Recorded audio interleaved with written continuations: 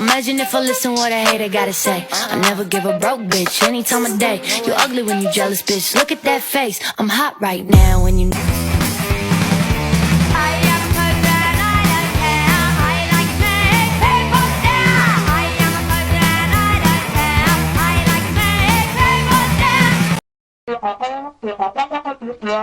Oh my God, please shut up. Please. So I'm yours and I'm free and I'm fun, I'm wild as can be, and I want you, boy. I want you, boy.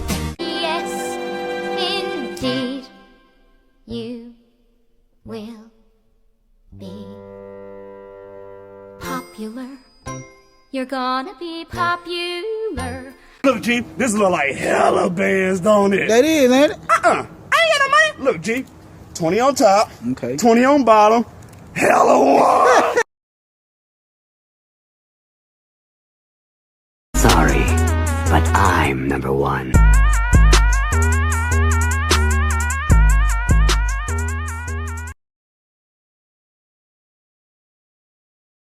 I can tell the wind I want you.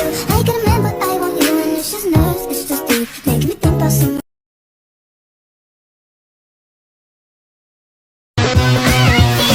Us girls, we are so magical. Soft skin, red lips, so kissable. Hard to resist, so touchable. You got to deny it. Squeeze her, don't tease her, never leave her. Got man, got man.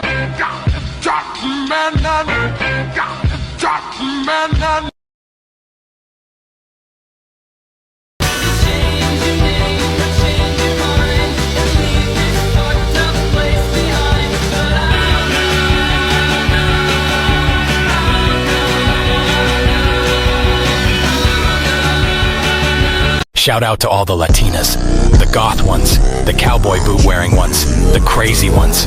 I don't care. I see a Latina bitch with white or black toes, and I start acting like a damn dog. And I am quantum physics.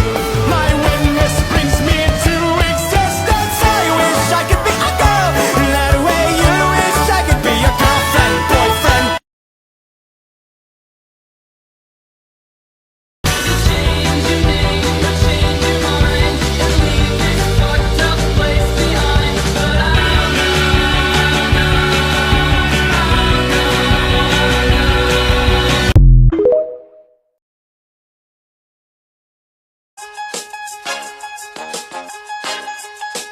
I've been walking around with 0 bitches. I don't got no misses, bitches tell me my own business. Had to switch it up, don't get no fucks about your mistress. Gotta tell. I'm tired of lesbian representation being this. And what gets me is not the fact that they're white, but that they're annoying. Why do lesbians in shows have to be annoying? The majority of us are just trying to exist.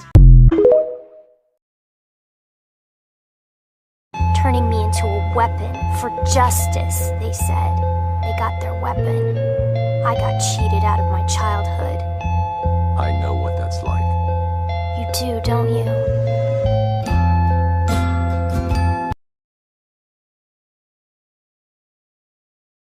There's one thing you can expect from me, and that's the unexpected. 'Cause I'm an international super spy. Super spy!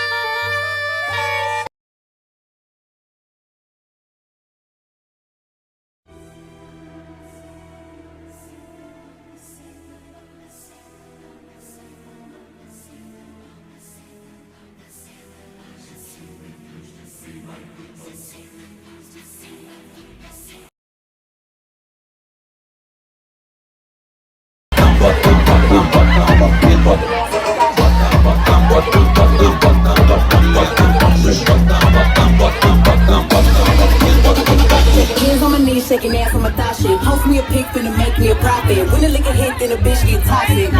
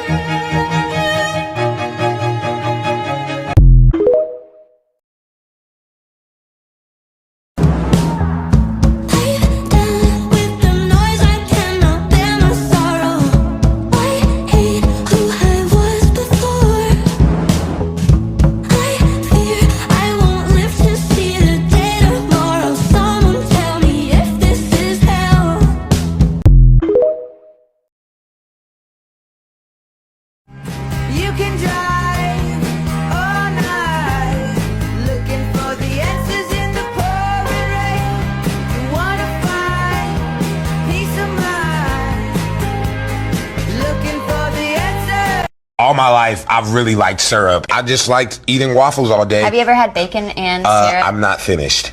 But I always liked making waffles, so I was like, hey, it's a different way to make these and stuff, so let's get started. We'll grab First the off, toaster. oh my God, can you let me do what I need to do? Now, oh my God, what the fuck, what?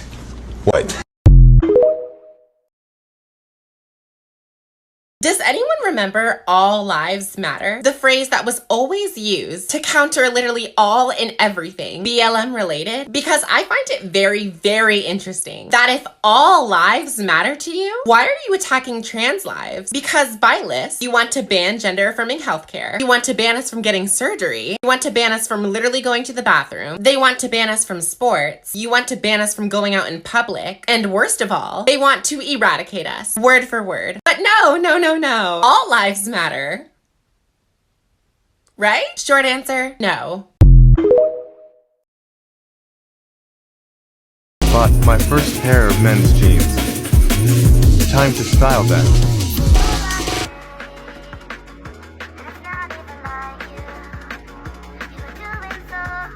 Jacket I bought too.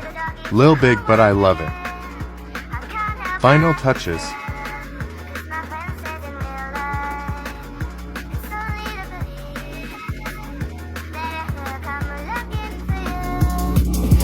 Final fit.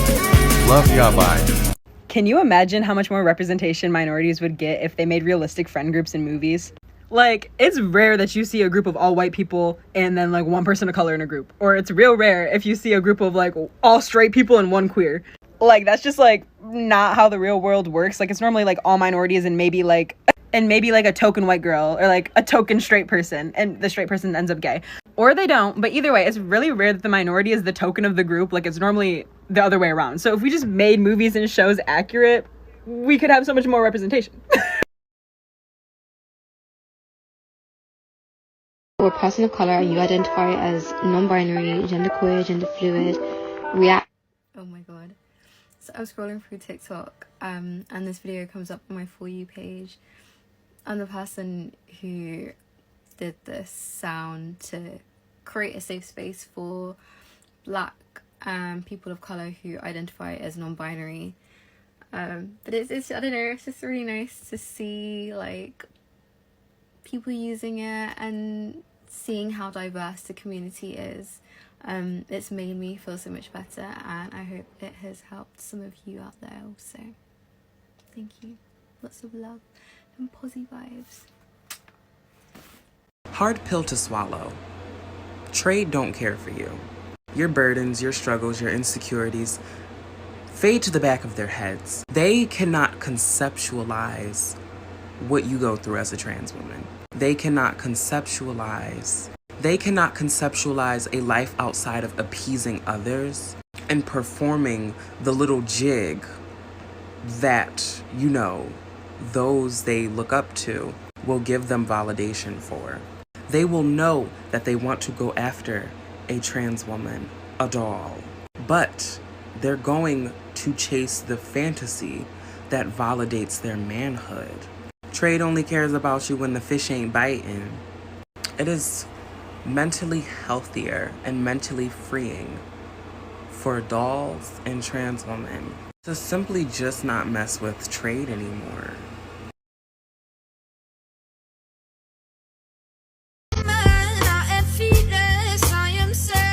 I'm like a raccoon in the garage. Hey, one time for the one time, come with me real quick. So what I'm gonna say doesn't directly have to do with the creator who I stitched, but you know, no harm to them. You know, it was a funny video, right? But what I wanted to say is there is a distinct difference in the way that people who are like this and who are like this navigate transness, right? And I feel like some people have talked about it before, but let's do this one more time. Being gender non-conforming, being trans, being specifically trans masc in my case, there was something about me being trans masc and black in which I will never navigate the world referring to myself as a rat man or a raccoon because my people have been dehumanized and seen as savages for hundreds of years. And that's just not the same for trans masc people who are Why are all the trans musk I see all the same looking? Always the same white then fluffy haired men. Where's all my pot trans masks? All I see are white bucks and like one insanely rare black trans musk. And at this point I'm pretty sure I keep seeing the same black trans musk like WTF. I just wish I could see more trans masks like me for once. I wish I could scroll through TikTok and see a 10 trans musk. One with my skin color. I can't be the only 10 trans musk like, where are you guys, man? At this point, I'm insecure. Because I'm the only trans musk I know who looks like me. I feel like I don't look attractive. I've even accidentally started forgetting my own skin color. Like I'll daydream about myself when I'm older, and I'll accidentally visualize myself like the trans masks on TikTok. The same white then fluffy haired trans.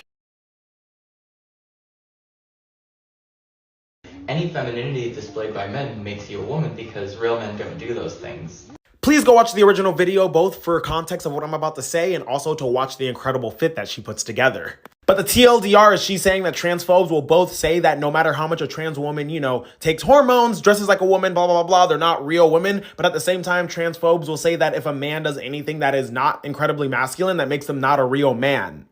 But I personally don't think that's a contradiction. I think there's something that's much more ironic and funny happening there.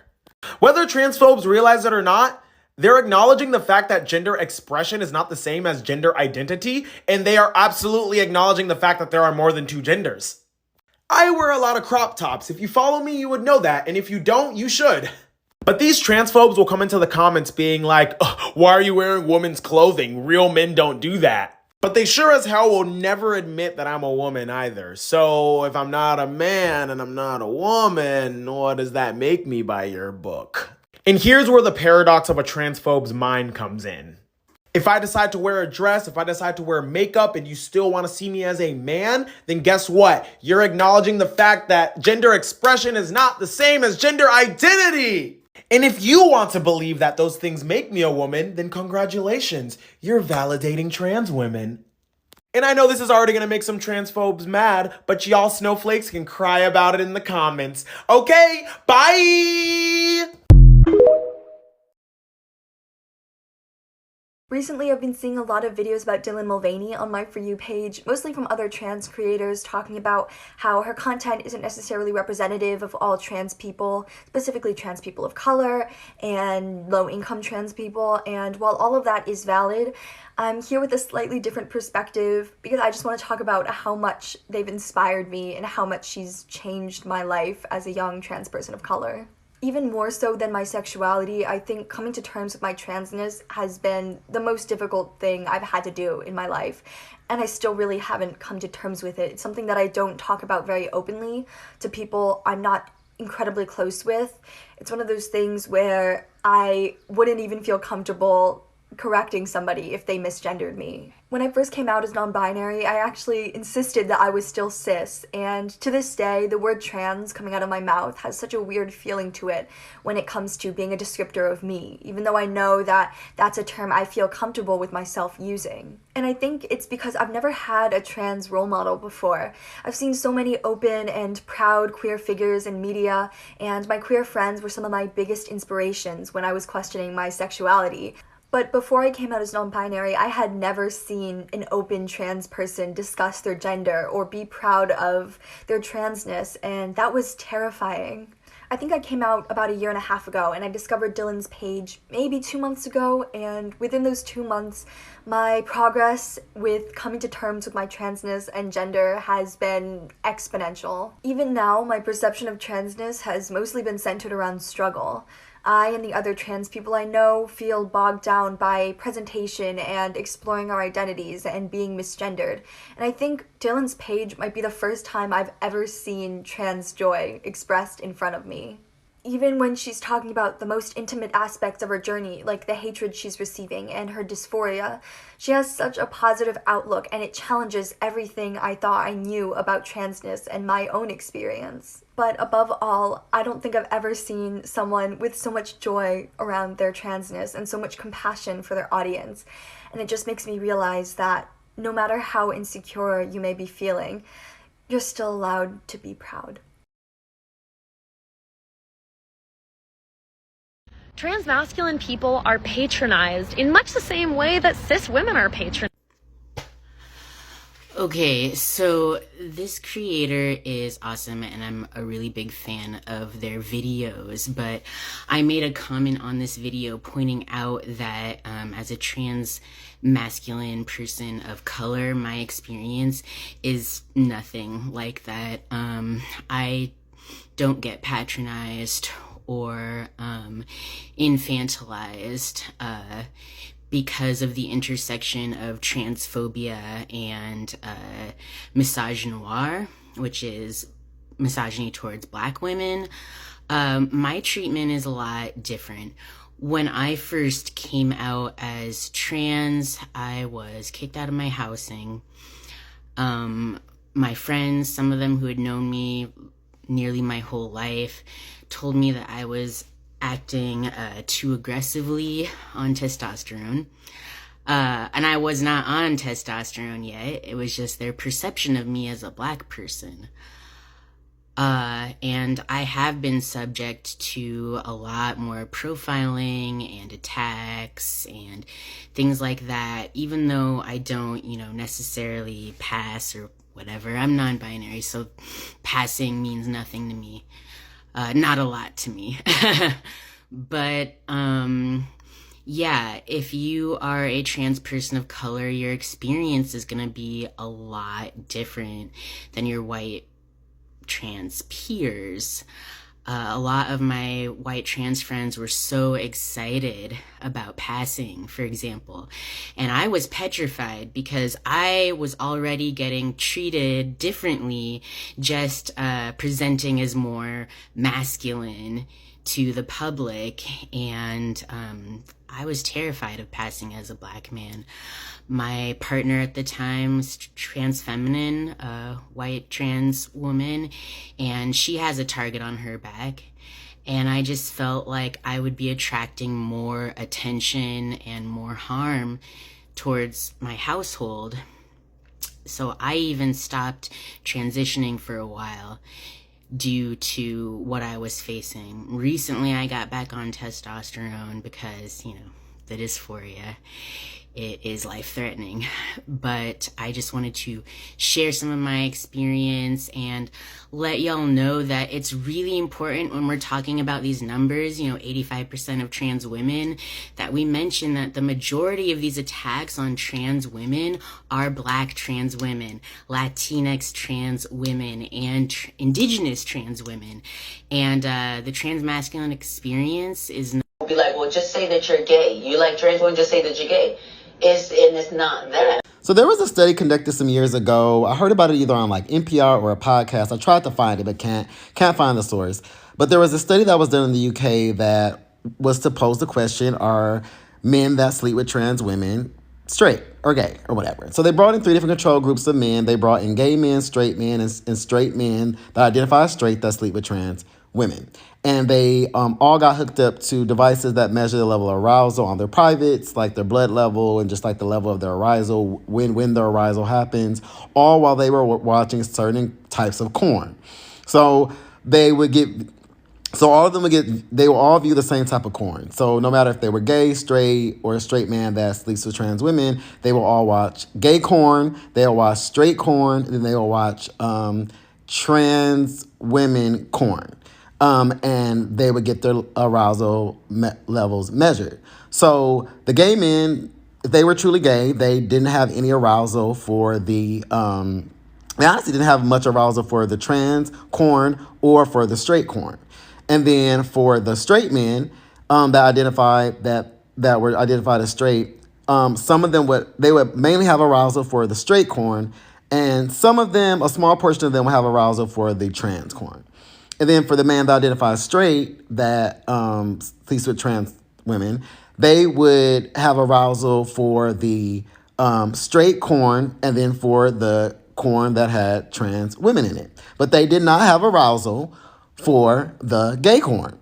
So it was very eye-opening for them to see that even though people claim that, if men sleep with trans women, they're gay, at the end of the day, they're not. If they identify and they're attracted to women and they are attracted to the gender, then at the end of the day, they're straight. And this study I thought was really cool. It actually changed my perspective on it because it really made me understand that no, if men are straight and they like women, trans women, women in general, they like women. And it doesn't matter what happens in the bedroom or what happens when it comes to intercourse because there's straight men that like to be strapped. There's straight men that use certain toys and things that benefit a certain part of their G spot, for instance. So I just think that we need to use our critical thinking skills and think a little bit deeper. And I agree with everything that they're saying that that men move the way they move when it comes to even being involved with trans women because of the box society wants to pit them in and strip them of their masculinity and say that they're gay. When at the end of the day, they are straight men just like any other straight man. They just are open to a different layer when it comes to their sexual experience, and that should be embraced and not hated and not yeah.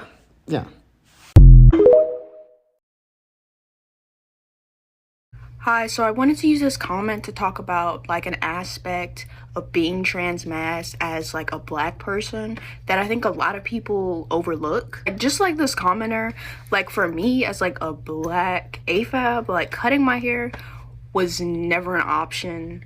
I always considered it as like not an option. I was just gonna like get locks. I was just gonna start tea or something to try and pass in other ways than cutting my hair. But I ended up just like cutting it myself this weekend. A lot of you may be like, it's just hair, it doesn't matter. But no, it does matter because for a lot of us that have curlier, coilier hair, like it takes years upon years to grow your hair. You know, I basically only ever like clip my ends barely and my hair has only gotten like longest to here without being flat ironed. So yes, it's a big decision to cut your hair because it can be years and years before it grows back. It's not just hair when you have curly, coily hair as a black person. I think a lot of the times when we see trans mask people, it's always like the white, fluffy haired trans mask, right? And it's like, as soon as you come out, it's expected that you're supposed to cut your hair. As soon as you say you're trans mask, why haven't you cut your hair? You need to cut your hair. That's the only way anyone's gonna know that you're trans or whatever. And I feel like that's not representative of the experience of all trans people.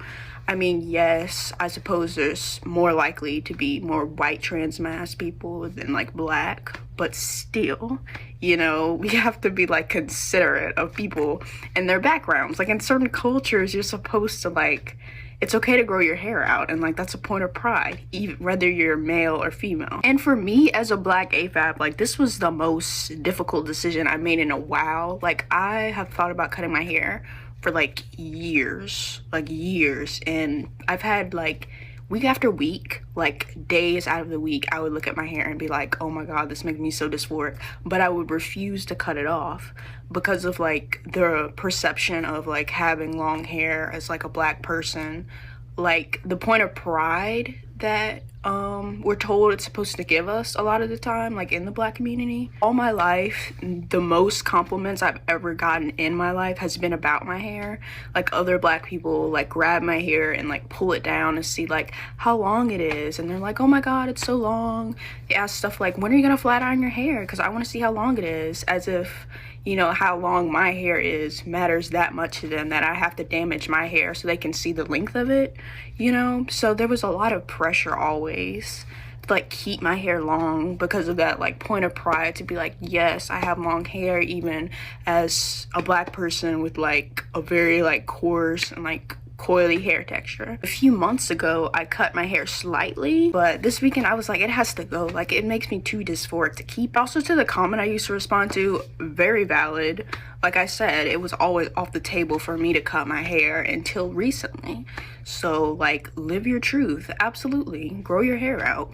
I love that for you. But me personally, I have no regrets. And the only time I have regrets about cutting my hair so far is thinking about, seeing family members and other black folks and the way they're going to react. That's the only time when I'm like, oh my god, maybe I shouldn't have cut my hair. But like at the end of the day, you're living for you, so please do what makes you comfortable when it comes to your body rather than listening to others. And another thing that I also see as like a regret is for future me, because future me may have wanted to get locks that were longer, For the longest time, that's what I thought, you know, I would get locks, and then that way I could film a mask and have long hair. It's so far off, and I realized I have to live for present me. Like, for me, the like ultimate goal is top surgery, really. Other stuff like tea, I'm still unsure if I even want to go on tea, and as well as like my hair was also like a decision I had to think a lot about, the same way I have to think a lot about starting tea. Some things are just clear to see, like when you're transitioning, as to what your goal is. And I think some people don't realize that, because they're like, of course, everyone who's trans wants to start on T immediately. Like, that's the goal for everyone. No, it's not. It's different, you know? And I'm genderqueer, so like sometimes I like to present more fat mass, sometimes more femme or whatever. So it's a delicate balance. But yeah, I hope this video gave some people some more like understanding, and maybe help them realize some things about themselves, maybe, or like the way we talk about hair in the Black community. It might be helpful for other Black people to be like, you know what, that is a little weird actually, you know, to be that obsessed with other people's hair. But yeah, that's it. Hope you have a good day. Bye.